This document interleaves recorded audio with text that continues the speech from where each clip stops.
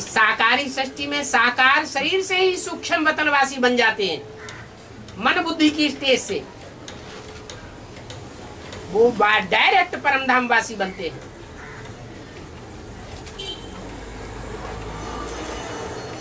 तो नंबरवार की लिस्ट उसमें भी है और नंबरवार की लिस्ट इसमें भी है, लेकिन गति फास्ट हो जाती है। इसलिए आखिरी आत्मा परमधाम से नीचे उतरेगी और पहले नंबर की आत्मा उसी समय उसी सेकंड ऊपर चढ़ जाएगी। और न परमधाम खाली होगा,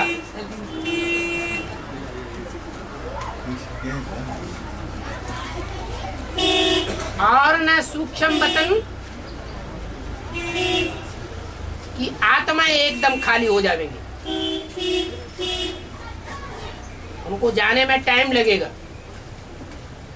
जो आत्माएं संपन्न होती जाती हैं वो निराकारी, निर्विकारी, निरहंकारी स्टेज को धारण करेंगी या नहीं करेंगी?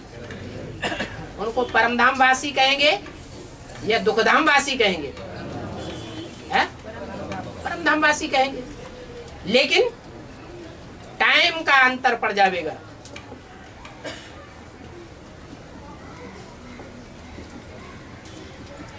क्योंकि स्वर्णिम संगम युगी स्वर्ग का भी कुछ टाइम होगा या नहीं होगा? है कि एक सेकंड का टाइम होगा?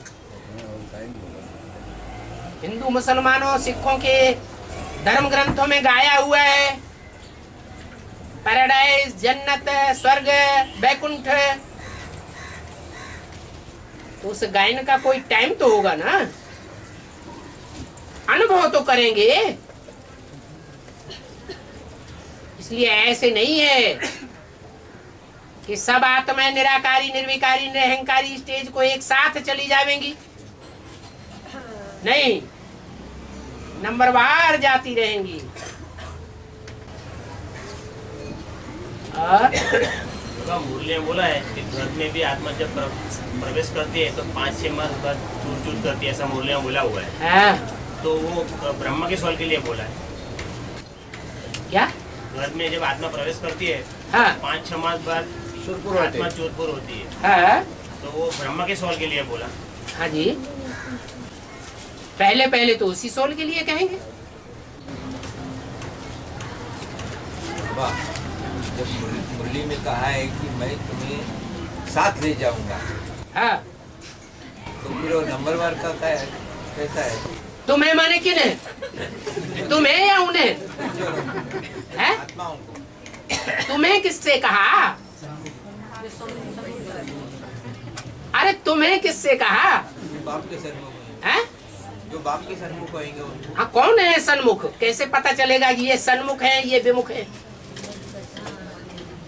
जो 100% मत को मानने वाले हैं वो है सन्मुख, और एक बात को मानते हैं और दूसरी बात को नकार देते हैं, तो उनको सन्मुख कहेंगे या विमुख कहेंगे? जैसे विधर्मी आत्माओं की पहचान बताई, वो बाप की श्रीमत की हर बात को नहीं मानेंगे, कुछ बातें मानेंगे और कुछ बातें नहीं मानेंगे। तो उनको तुम्हें थोड़ा ही कहा है। और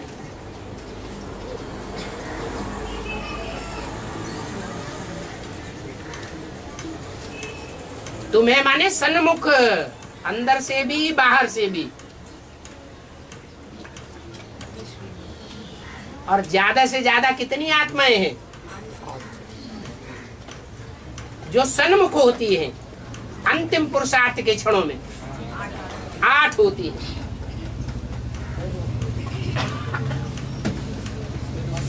उनको कहेंगे कम से कम। और ज्यादा से ज्यादा कितनी होती हैं सन्मुख? हैं? हैं?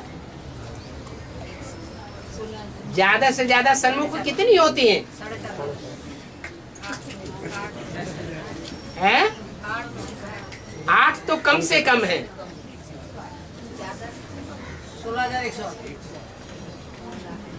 16,108 के लिए तो बोला है। 16,108 की माला में जाने से तो अच्छा है प्रजा वर्ग में साहूकार बन जावे, क्योंकि उसमें दास दासी भी बहुत है। सरेंडर तो होते हैं, लेकिन दाढ़ी मूछ के बाल उखाड़ के रख देते हैं। ज्यादा से ज्यादा 9 लाख का है। 9 लाख है। पहले जन्म की प्रजा होती है, उसकी भी खसूसियत है। उनके लिए बोला है कि तुम बच्चों का पूरा परिवार ज्ञान में चलेगा। तो पूरा परिवार क्या, तथाकथित ब्रह्मा कुमार कुमारियों के लिए बोला है? वो पूरा परिवार है हमारा। पूरा परिवार वो है जो हमारी बातों को सुनते भी हैं, विरोध भी करते हैं, लेकिन हमको दूध की मक्खी की तरह निकाल के बाहर नहीं फेंकना चाहते, परिवार में रखना चाहते हैं। वो ज्ञान सुन रहे हैं कि नहीं सुन रहे? सुन रहे हैं, और वो तो सुनना भी नहीं चाहते। नहीं देते। तो ये 9 लाख में जो आत्माएं हैं वो सब ज्ञानी तू आत्माएं होंगी। पहले जन्म की प्रजा की भी कोई विशेष खसूसियत है जो और जन्मों की डायनेस्टी वाली प्रजा में वो खसूसियत नहीं होती है।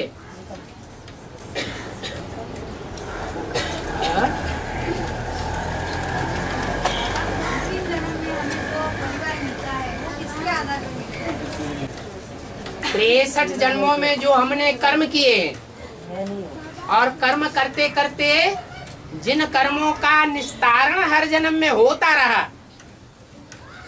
और निस्तारण होते होते जो कुछ बचता रहा, वो बचा बचाया आखिरी जन्म में इकट्ठा हो जाता है।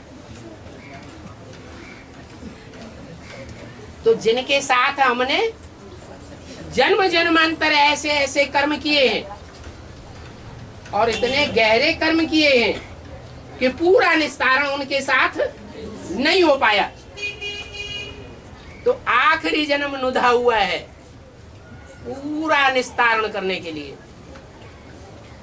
वो आत्माएं हमको इस जन्म में मिल जाती है, उनके साथ हमको निभाना पड़ता है। निभाना चाहिए या नहीं निभाना चाहिए? निभाना चाहिए। हिसाब किताब पूरा करना चाहिए और खुशी खुशी करना चाहिए। हम हल्के हो रहे हैं।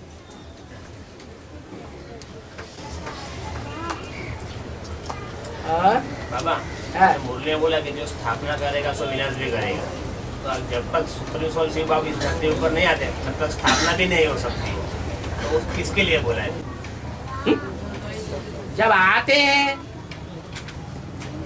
आते हैं जो संसर्ग संपर्क में आते हैं उन्हीं के लिए बोला।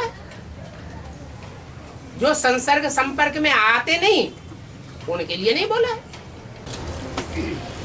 बाबा बच्ची कुछ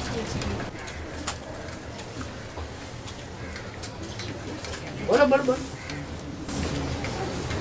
लक्ष्मी के जो मुकुट पे मोतियां लटकती हुई दिखाई है, वो नारायण के मुकुट पे क्यों नहीं दिखाई? लक्ष्मी के मुकुट में मोती लगे हुए हैं, और नारायण के मुकुट में मोती नहीं लगे हुए। हीरे लगे हैं कि नहीं? हैं? मुकुट है जिम्मेवारी का ताज, और फिर पवित्रता का ताज भी है। जो लक्ष्मी है वो पवित्रता का ताज धारण करती है। और मोती कैसे बनता है? जब बरसात होती है तो बरसात के टाइम पर समंदर में या पानी में जो जीव होता है, सीप कहा जाता है उसको, उसका मुंह खुला हुआ होता है और बरसात का बूंद उसमें जाके गिरता है, पहला पहला बूंद उसको वो धारण कर लेती है, वो मोती बन जाता है। तो ऐसे मोतियों को धारण करने वाली आत्मा जरूर अकेली धारण करती होगी या ढेर की ढेर धारण करती होंगी, है? शहद की मक्खियों का मिसाल दिया है। एक रानी मक्खी निकलेगी तो ढेर की ढेर उसके पीछे पीछे निकल पड़ेंगी। वो सारे के सारे मोती हैं। और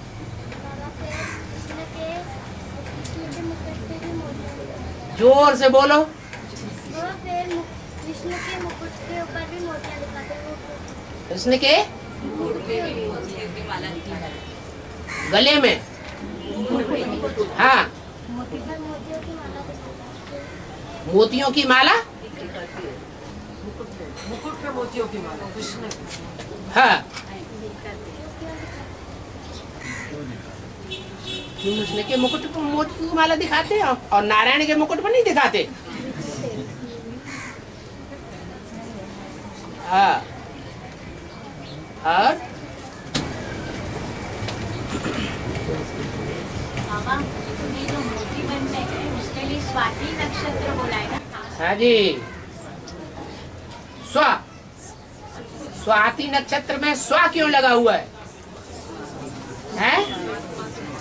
स्व माने आत्मा। उन आत्माओं ने स्व के स्वरूप को पहचान लिया कि हम ये आत्माएं हैं। वो स्वाति नक्षत्र कहा जाता है। और स्वामी नारायण का जो पुतला है अहमदाबाद की ओर, उसके नीचे लिखा है कि मेरी मूर्ति से मेरा मंत्र महान है। बाबा ने यहाँ पे मुरली में बोला है कि सौ को नहीं देखो, शिव को देखो। तो हमको जो मंत्र देने वाला शिव को देखना है। मंत्र देने वाला शिव को देखना है। नहीं, बात एक ही हो गई ना? नहीं, जो मंत्र है वो डायरेक्शन है, उसको सीमत कहा जाता है।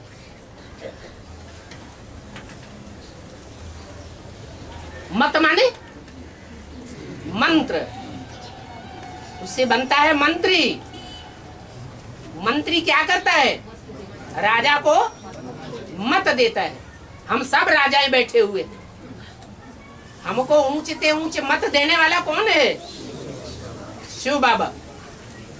वो हमको श्रीमत देता है। तो जिस मूर्ति के द्वारा देता है वो मूर्ति बड़ी या मंत्र बड़ा है? मंत्र बड़ा।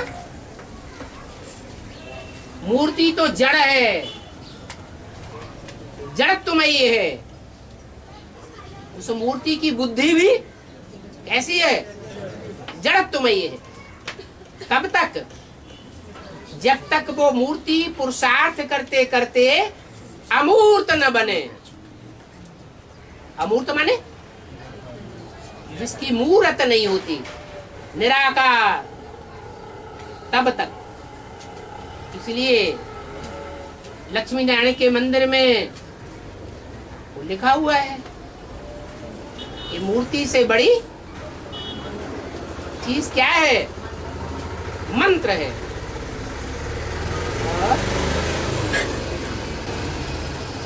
बाबा, जैसे कोई मर जाता है तो कहते हैं कि उसका देह पंच महाभूत में विलीन हो गया। हाँ जी। तो पंच अमृत कहते हैं, वो किसको कहते हैं? जो 5 अमृत हैं, वो अमृत किसको कहा जाता है? अमृत जो अमर बनाता है। क्या? ये अमर बनाने वाले 5 अमृत हैं। भक्ति मार्ग में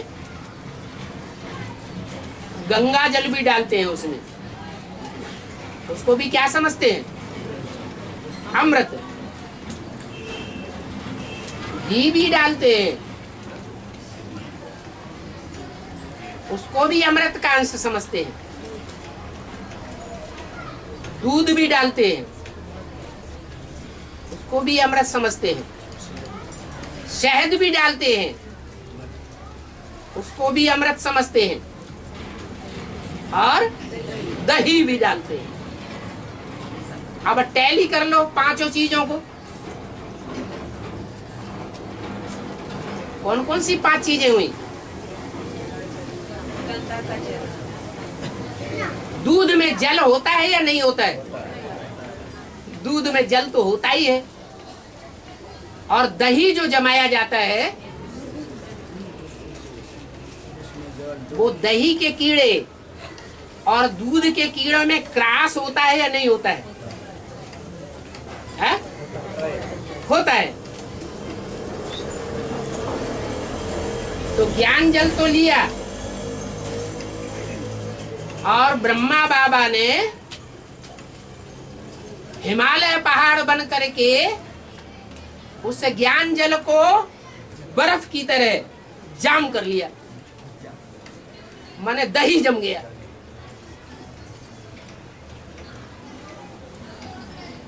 लेकिन बिलोया नहीं। क्या? मंथन नहीं हुआ, तो बिना मंथन के दही हो गया। और शहद किसे कहा जाता है?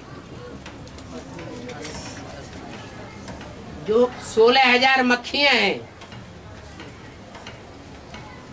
उस एडवांस ज्ञान को धारण करती हैं,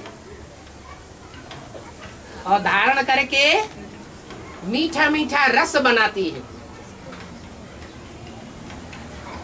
जिससे 5 अमृत मीठे हो जाते हैं। वो मिठास रुद्रमाला के मणकों में होता है या विजयमाला के मणकों में होगा? विजयमाला के मणकों में ऑटोमेटिक वो मिठास भरा हुआ होगा। वो हो गया शहद।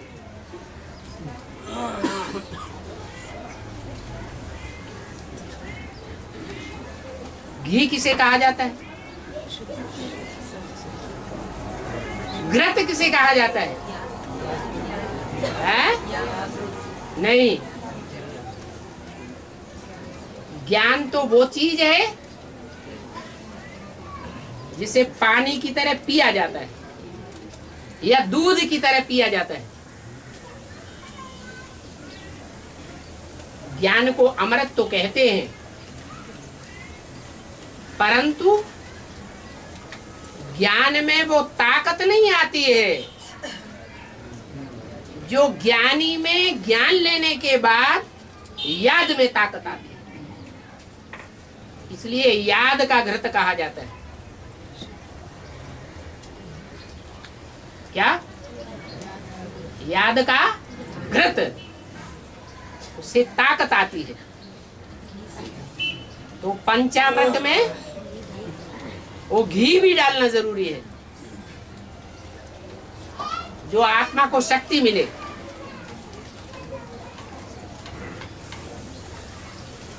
भक्ति मार्ग में जो भी बातें हैं वो कहाँ की यादगार है? संगम युग की यादगार है। भगवान का प्रसाद बांटते हैं तो पंचामृत भी बांटते हैं। और क्या खत्म हो गया? ओम शांति।